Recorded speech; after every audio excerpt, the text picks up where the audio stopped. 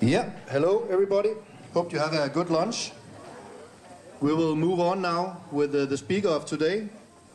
And just to be sure, I'll just ask the different locations if they're ready. So Esbjerg, are you ready? Yep. Yeah. Thank you. And I guess Copenhagen are ready? We are ready, thank you. You're ready, yeah. And Microscopium, are you ready?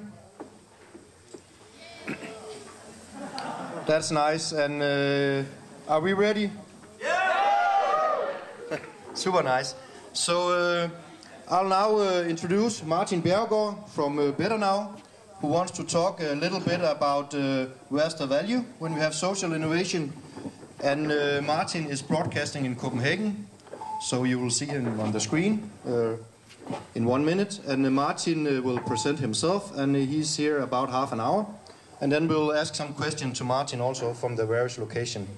So, Martin, if you are ready, then the stage is yours.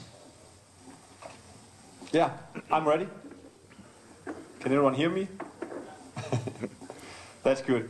My name is Martin Bjerregaard.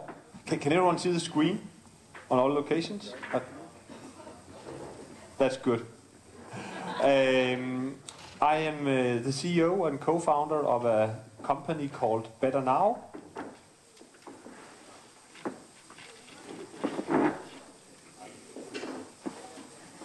You should mute yourself. Murder yourself.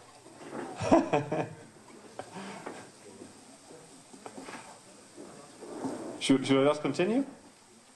Okay, great. I'm the co-founder and CEO of BetterNow, and we are a business, and we are, in some views, also a social business, and we're doing some social innovation, I think, it's fair to say. So in that, I think that's the reason why I've been invited to talk here today. I'm also the co-founder and partner of something called Rainmaking, that is a startup factory, where we make companies, we get different business ideas, we start up the companies, and we eventually sell them. It's kind of a new concept, at least in Denmark, to start up a lot of companies with the purpose of selling them. But that's what we do. We sold a couple so far, and we're running 8 right now in Copenhagen, London, and Munich. And one of those companies is BetterNow, that I'm going to talk to you about today. So what is BetterNow? There's a guy on the screen now, and he's running a marathon dressed as a panda. I don't know if you can imagine how difficult that is, but it's actually an 8-kilo costume he's wearing. It's biggest on the head, so he was practically almost killing himself from that experience. He did it to raise money for World Wildlife Foundation, and he raised quite a lot of money, and he also gained a lot of support for their cause of trying to save the panda. So what has this to do with BetterNow? He set up a fundraising campaign on our site called BetterNow, meaning that he set a goal for himself. He chose a charity organization. He uploaded a photo and some video about what he was going to do, and then he spread it on social media like Facebook and Twitter, and asked people to donate. So people donated on BetterNow, on his sub-page on BetterNow. It's a little bit like, WordPress. If you want to have a blog, you might use WordPress or Blogger to get a blog. You just set it up very easily. This is even easier to get your own fundraising page. And then you have a safe way of receiving payments, and it goes directly to the chosen charity. So that's what BetterNow is about in a nutshell. I'll just give you another example of someone who used it. And that those people, ultimate players, they are professional frisbee players on the national team. I didn't even know we had a national team for playing frisbee. And it sounds like fun. And they collected more than 50,000 kroner for Save the Children. And they were actually on national television with this campaign. Our former Prime Minister, Lars Løkke Rasmussen, has also had a campaign on BetterNow and collected money for cancer research. At Danmarks Indsamling, now I don't know, how many of you are from Denmark? Not that many, right? Okay, there are some. You probably know the show called Danmarks Indsamling. It's a huge charity show where we collect a lot of money for Africa. And they use BetterNow as a platform for those own collections. And a lot of people, also normal people, without going into a panda costume or being on the national team of Frisbee, collected actually a lot of money for good causes. So that's what you do on BetterNow. We've been in the media a lot, more than 100 articles about us. And why is this interesting? How do we add value to the world, to our customers? And I think now also talking about social entrepreneurship, why are we having some good impact? I think one reason is that it's time for an online revolution within fundraising. It has happened in a lot of other industries. So if you, for instance, do your banking nowadays, you probably do it online. Am I right? When you order travel, even when you buy a pair of trousers, there's a good chance that you are starting to do those things online. But for donations to charities, it hasn't happened yet. I don't know how many of you have tried to do a donation online for Red Cross, Save the Children. Yeah? Actually, quite a few of you. You might also be early adopters, being young and educated and everything. Actually, it's 2 to 4% of all donations that are happening online. That's very few, 2 to 4% in continental Europe. And we think that there's a good reason to try to change that. Because, as we all know, online has some advantages compared to offline. It can be a cheaper way, more efficient way. It can also add some new user benefits, like you can be more part of a community than when you have your experience only offline. So we believe it's time for an online revolution within the charity sector. Another thing that we are doing with our concept is that we are leveling the playing field in the way that today a few huge charities, they dominate the traditional marketing channels, because it's like cancer research, for instance, UNICEF, and they have big marketing budgets and they have a big brand, so they can raise money for their important work. That's great. But there are also a lot of small charities who are maybe serving some niche segments. Like, for instance, there's a small organization in Denmark called Børnecancer Fund, Child Cancer Research or Foundation. And they're not well known, but they just saw that there was a need in the market, because luckily quite few children get cancer. Therefore, the main organization, Cancer Research, they focus a lot on the adults, which makes sense. But sometimes the children, they don't get the very best attention that way. So there's a small organization focusing only on children with cancer. That organization is not a very strong brand. There are only 2 people working there. They could never build a decent online presence on their own. So they use BetterNow to get an online presence that is at the same level like the big ones. Because on BetterNow, all the charities are standing side by side, and they all benefit from it. The big ones, they get, of course, a lot of the traffic on the site because of their brands and because all the things they do outside of BetterNow. But the small charities, they get the benefits of being associated with big brands. It builds credibility, and it also gets a lot of traffic in for them, and it gives them a very good technology platform they couldn't have had otherwise. So we are making it possible for the small charities also to have a chance. The cost of fundraising, I guess that some of you have read in the newspaper sometimes some of those scandals that sometimes fundraising costs even more money than what they collect. So it's kind of outrageous, and you feel that you have been cheated if you pay 100 kroner for a charity and you find out that actually that telemarketing guy who called you, he makes 120 kroner per hour, and he makes one sale per hour. So you're kind of feeling that you haven't actually added some value for charity. You wanted your money to go to charity. So the cost of fundraising is a huge issue. And the media love to talk about when it goes wrong. And in our business model that I'm going to tell you about later, it's a fixed cost, and it's a lot lower than what it normally costs. So we take down the cost of fundraising. This is new money for the charities. That's something they ask us a lot. Is this, just moving around some money, or will we actually get bigger budgets by participating in your project? And luckily, we can see that it is new money, because today, through the offline activities, a lot of the donors have a quite high age. It's actually more people 60 plus who donate than younger people. We of course also donate, but where you really make the bigger donations and more often is 60 plus. And what happens with a concept like this is we really actuate the younger segments. So as you can see from this graph, a lot of people below 45 and even very young start participating because they are more engaged online. They think it's a more worthwhile way to support charities. They can integrate it with their Facebook activities, and they can also show off a little bit. And in the old days, people contributed a lot to charities because maybe they were Christian or had another religion that kind of dictated that they should. Religion is not that big anymore between more and more people. So we need new reasons to give. Also, yeah, in the old days, a lot of people basically gave to avoid going to hell.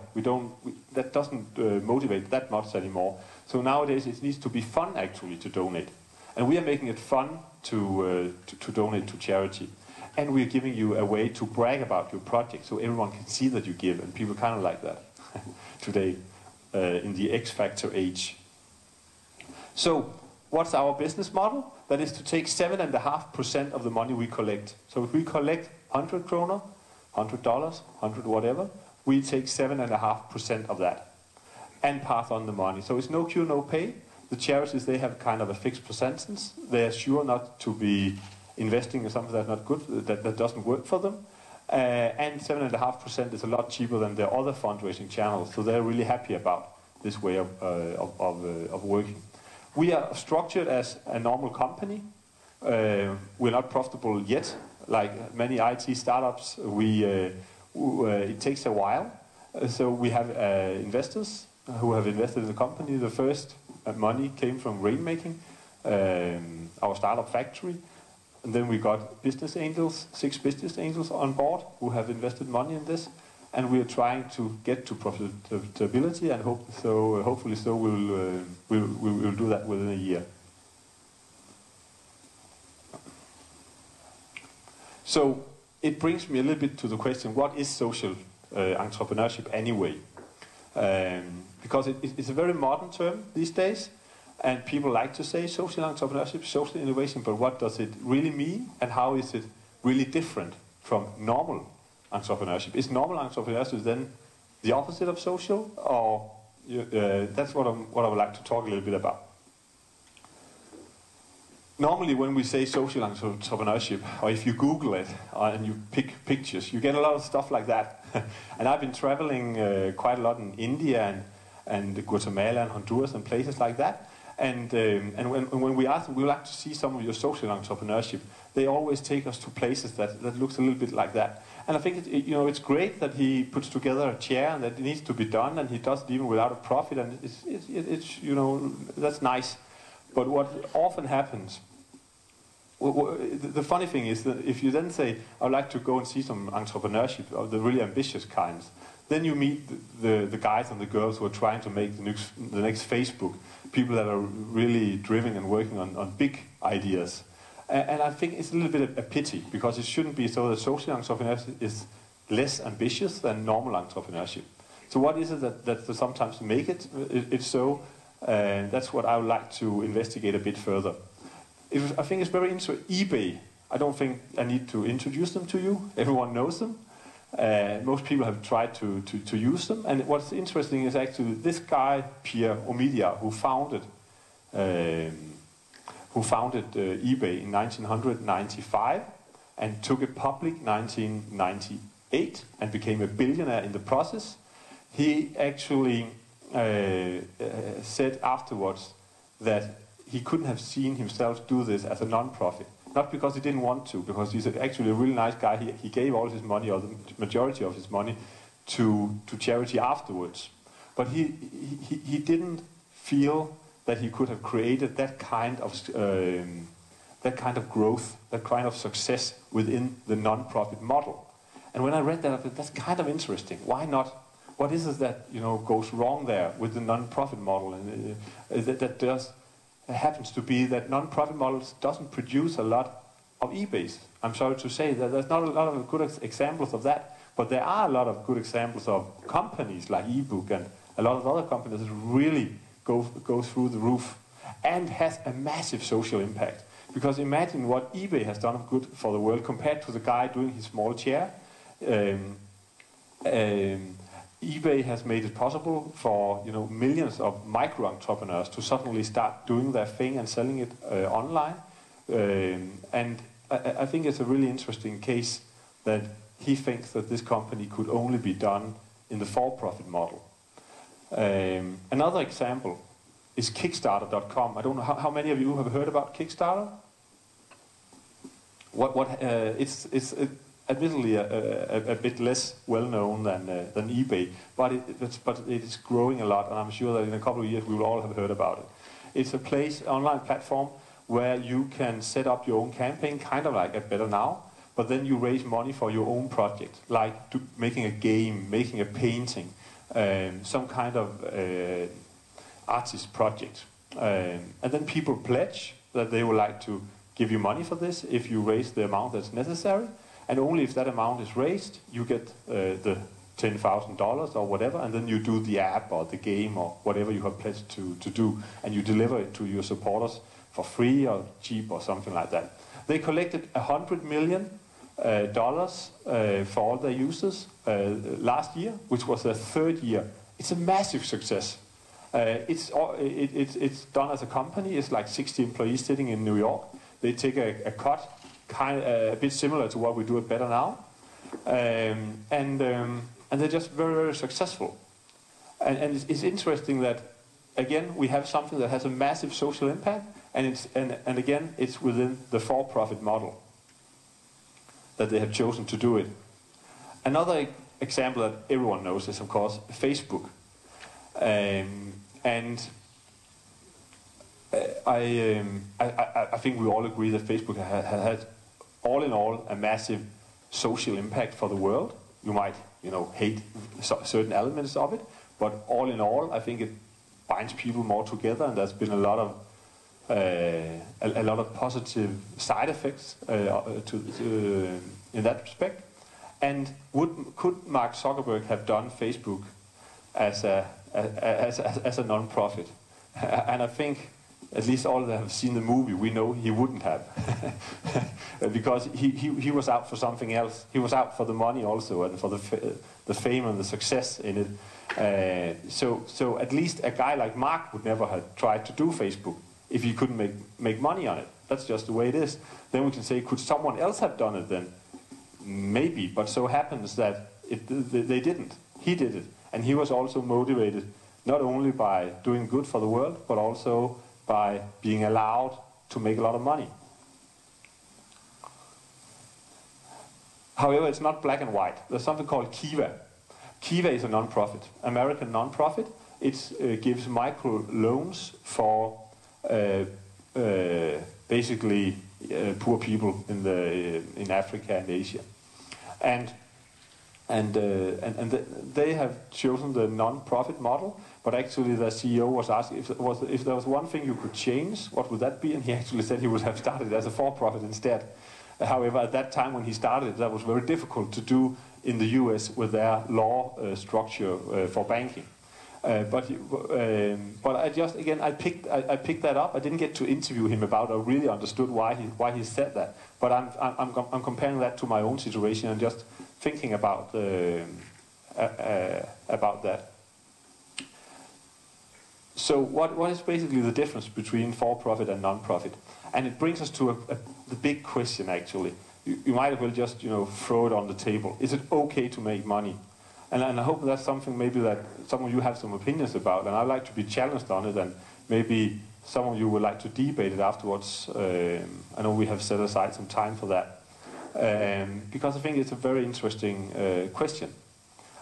Because when we need to define social entrepreneurship, there's one thing we simply need to have an answer for, and that is it social entrepreneurship if you can make money on it? And if you can make money on it, then how is it different from just normal entrepreneurship? If we look at the role of the for-profit, the role of the for-profit is to find needs in the market, fulfill those needs, and do it in a way where it costs less than what people are willing to pay for having that need served. I guess, that plain economic theory. And And that is actually, that has built at least some social element into it. Because it means that if you can solve a problem in the world, then someone will throw money at you. If it's a real problem you solve. And the whole mechanism is guided towards the bigger a need you solve, the more money you can ask for solving it. Does that mean that all business is good? All entrepreneurship is good and social? Of course not. For instance, if you produce weapons, I think there was probably a time during World War II where American companies producing weapons would be seen as social entrepreneurship because it was kind of, they didn't have the term at that time, but I'm quite sure that in society they saw it as something good if you had a weapons factory. Today, if you have a weapons factory, you're not that popular guy. What about cigarettes? Is it social is a social business to own House of Prince? I don't think that many people would say so. It is a need to smoke, of course, but we kind of judge that it's also maybe a bad need. And even if we do it ourselves, we probably wouldn't label Prince as a social business. So I'm sure there's a limit to it. There are some things that we see that it's serving a need, but it's not a very nice need, and therefore it can't be perceived as a social business. On the other hand, if this guy sitting and making his chairs there, if he's a social business or social entrepreneurship, and I think that most of us would agree that he can be that, then if you're producing it professionally in a factory, are you suddenly then not a social business? And that's, you see, it's a little bit weird. If we think it's important to have chairs, then I think the next thing is let's produce them in the most efficient way. And therefore, I think actually there can be social business to produce chairs. Probably not cigarettes, definitely food for people who are starving. So it's some kind of continuum, and it's ever evolving. Like with the example of that in World War II, you probably see weapons as a good thing. Now you see it as a bad thing. So you can't just set one standard for it. So what is the role of the non-profit? I think the role of the non-profit is to serve the needs that no one will pay you to serve, but needs to be served anyway. Like when there was there's been a terrible hunger in Africa, in the Horn of Africa last summer, and it's a little bit difficult to go there if you're Danish Crown or you're Superbrusen, to go there and start selling food and make a profit on it. It's probably even for the food companies that don't have to travel that far, wouldn't work because people just lost anything.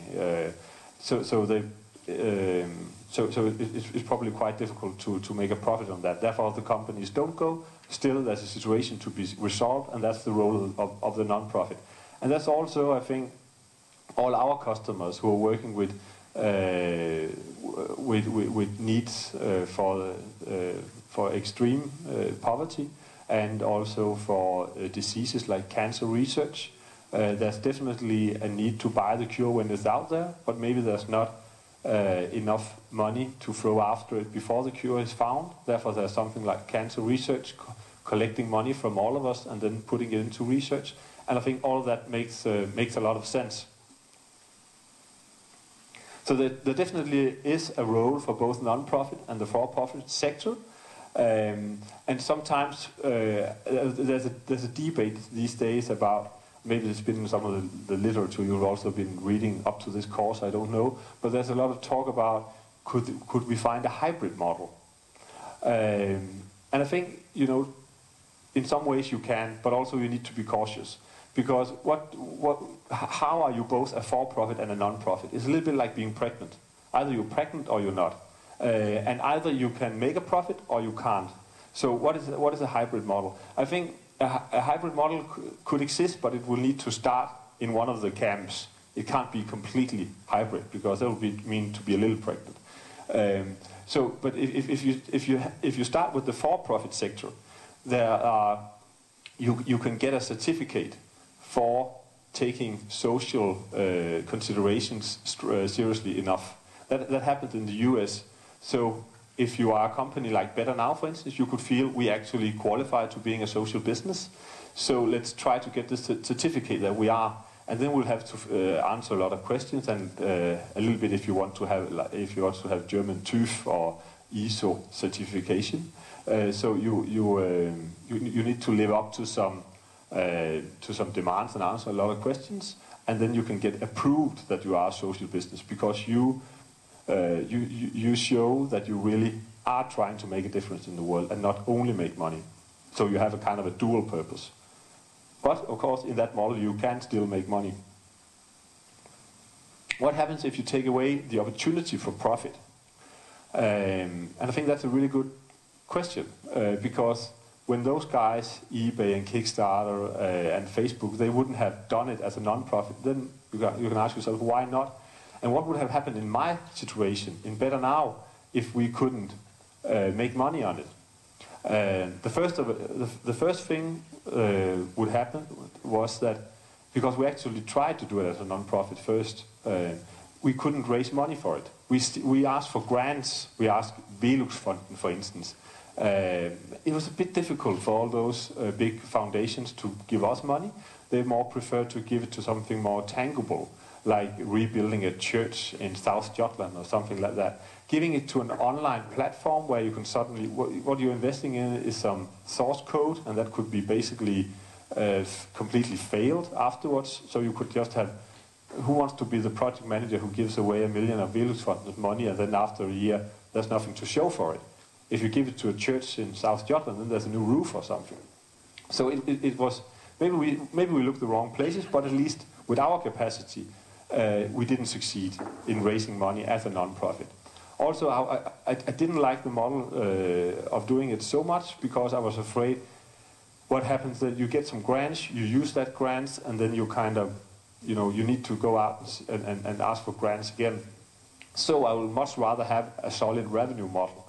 That's why we took the 7.5%, because of course many people have asked me, couldn't you do this for free for the charities? I mean, they're having a hard time, and couldn't you just do it for free? But the problem was that I wouldn't be doing it at all, because I can't get the same quality of employees to work at BetterNow if we don't offer them some kind of a salary. Basically, it needs to be almost competitive. Then of course you can, but then the next question would be, but you can get volunteers. Maybe some of you nice people would come and do a little work in Wednesday evening, and to some extent we are doing that. So some people are coming and saying, I would like to help you out with something, especially interns, where someone come and work for 3 to 6 months and help us with something. And that's good. But the backbone of the company needs to be built on people who are fully committed and who get the paycheck from the company, because it's very difficult to ask a lot for a volunteer. If you're not doing a good enough job, it's very difficult to really ask you to improve or to direct you or to have this sense of urgency. It's more like, yeah, thank you for coming today, really nice, see you next Tuesday. People don't really take responsibility when it's not what they are paying their rent with. Then they have another job where they're making their money, and that just ends up being their priority number one. And then their volunteer work can be prioritized, like maybe it's their paid work, their family, their friends, their sport, their volunteer work. And it's just not good enough for making a new eBay or new Facebook. You need people who are completely into the project, identifies with it and spends all their time on it to make a success. So one thing that definitely happens if you take away the opportunity for profit is that it's a lot more difficult to get funded. The moment where we changed it to a for-profit model, it became quite easy to raise funds from business angels, private persons. They wouldn't just give their money away, but they would like to invest in the business. So you open up a much bigger pool of money you can attract when you are a company than when you're a non-profit. I also think that's the reason why most non-profits are always lacking money, always fighting to basically to survive. So I really like a perspective of do good and do well, in the meaning do good for the world and do well for yourself. I personally don't think there's anything wrong with making money.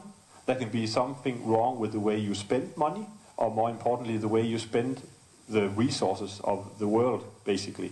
If you build a huge castle, there's a guy who he built, he owns a a massive building in the middle of Mumbai. He's one of the richest guys in India. I can't remember his name. And he has a waterfall on top of it. It uses, millions of liters of water every day. And just around you have the slum areas where people basically don't have any water at all. He can easily buy it because he's so rich, but these people are thirsting. And it's quite easy for all of us to resent that, to think he's an asshole. But I don't think the problem is that he made money in the first place, but the problem is the way he spends his money.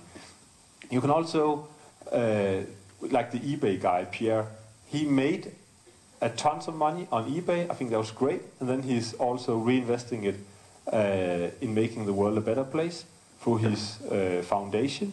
And he's, he's not spending money in a vulgar way. So I think, to me, it's okay to make money, but sometimes the way people spend it can be a bit disgusting. And that's it for now, and it's right on time. I'll just say that you can follow me on Twitter if you want to. My Twitter name is Bjergård. And yeah, just write me an email if there's anything you want to know. I hope we will have a discussion in just a second. But also, if there's something else you want to know or want to be involved in or anything, just write me an email. Thank you.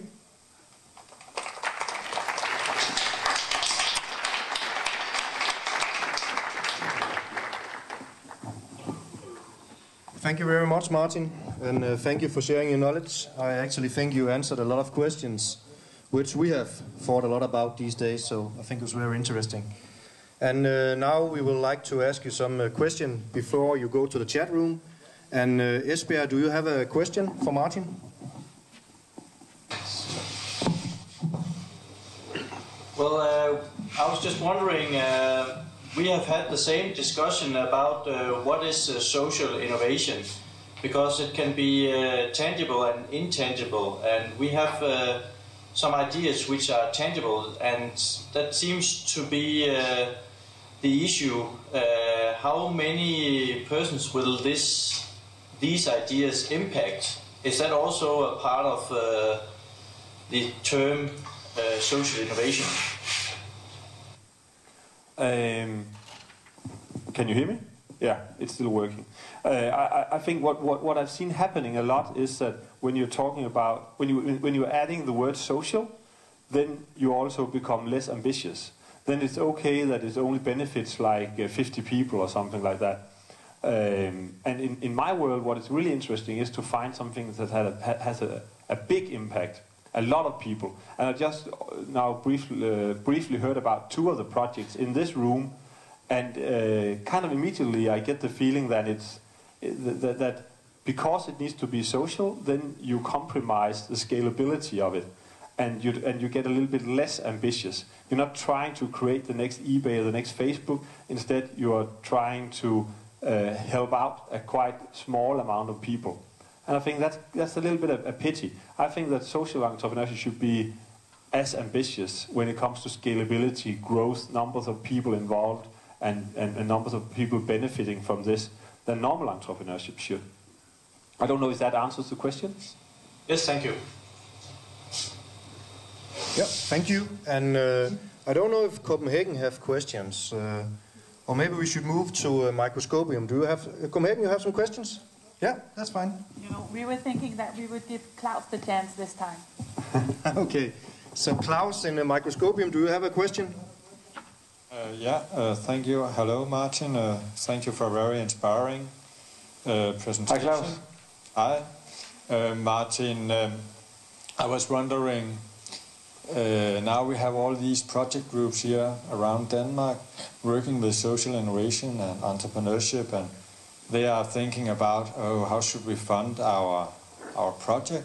And if it is a social project with a positive social impact, my question is now, could they use a place now like BetterNow as a platform for funding those projects? And if yes or no, why? And if yes, are you screening the projects, and what are you doing in that direction?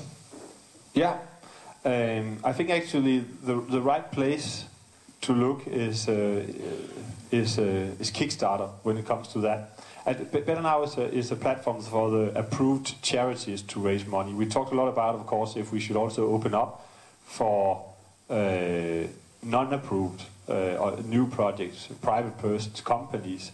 In theory, a person who has a sick cat or dog could want to make a campaign on BetterNow and raise money.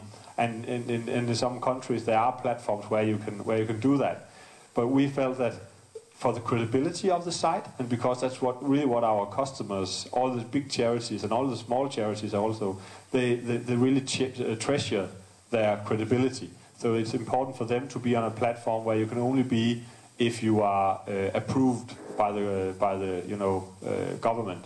So it's only for approved charities, our platform. But a place like Kickstarter, you can put up, depending on what kind of a project it is, but there's a good chance you could put it up there. There's also something called Indiegogo, which is kind of like Kickstarter, and that's also an opportunity. But in general, my general thinking about this is make a project that can be funded by private investment, because that's where it gets a chance to become big. If you get a grant from Veluxfonden or Carlsberg or some nice people, it will bring you somewhere, but it probably it won't be the right kind of accountability and pressure to build something that is long-term sustainable with a solid revenue model. And I think it's a really good test. Could I present this to Sunstone Capital, for instance? If I can't, then why not? Then maybe I should push my thinking some more here. Maybe the value proposition is not strong enough. Maybe the market is not big enough. But to find solutions that you can that both do something good for the world, and you could actually get private investment from professional investors. Thank you so much. You're welcome.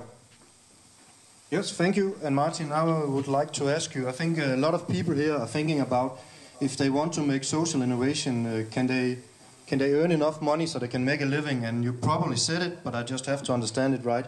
You mean if you are a modern social innovator, it's okay to make good money, healthy business, so you can employ good employees and so on. You think that's okay and that's the way to go? Did I understand that right?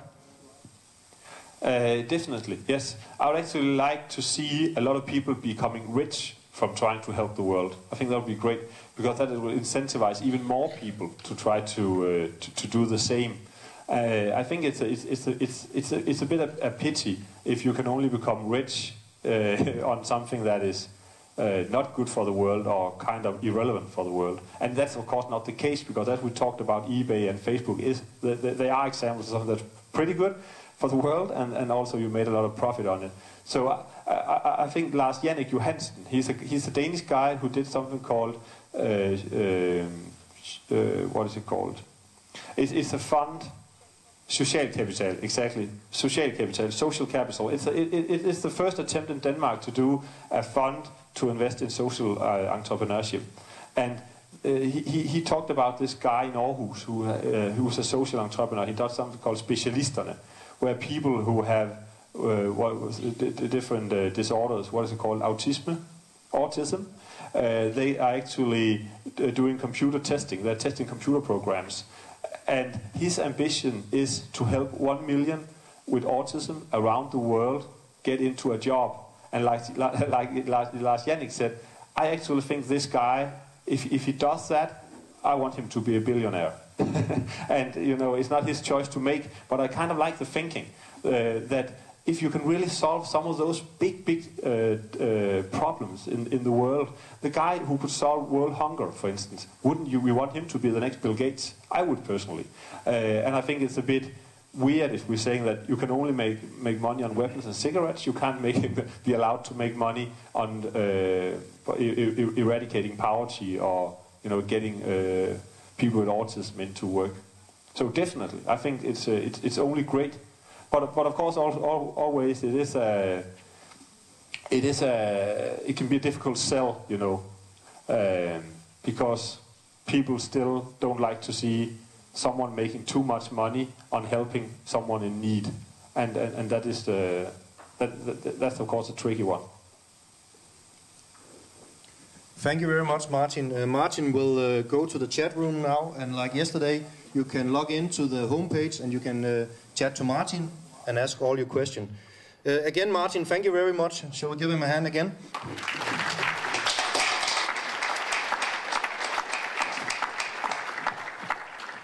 Okay, we will continue now, and now we actually can all ease down, and it's perfectly okay to earn money to be social innovators. So now you can live of your idea, and when you're finished here and you're finished with your examination, you can go out and make some social innovation and be rich.